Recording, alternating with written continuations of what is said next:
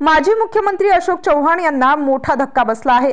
त्यांनी भाजपमध्ये प्रवेश केल्यानंतर आता नांदेड जिल्ह्यातील माजी खासदार व चव्हाण यांचे मेहुणे भास्करराव पाटील खदगावकर आणि त्यांच्या सुनबाई श्रीमती मिनल पाटील खदगावकर यांनी आज काँग्रेस पक्षात अधिकृत प्रवेश केला। महाराष्ट्र प्रदेश काँग्रेस कमिटीच्या टिळक भवन कार्यालयात हा पक्ष प्रवेश सोहळा काँग्रेसचे प्रदेशाध्यक्ष नाना पटोले यांच्या उपस्थितीत पार पडला। काँग्रेस पक्षाचा गमछा घालून आम्ही त्यांचं पक्षात स्वागत केलं। या प्रसंगी माजी मंत्री आमदार अमित देशमुख, महाराष्ट्र प्रदेश काँग्रेस कमिटीचे अल्पसंख्याक विभागाचे अध्यक्ष आमदार वजाहत मिर्झा, महाराष्ट्र प्रदेश काँग्रेस कमिटीचे उपाध्यक्ष हुसेन दलवाई, माजी मंत्री डी.पी. सावंत, आमदार मोहन हंबर्डे आदी मान्यवर उपस्थित होते।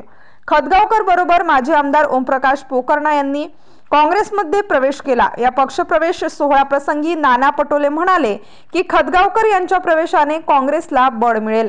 नांदेडमध्ये कुणाची ताकद होती हे लोकसभेत दिसलेले आहे असेही ते म्हणाले।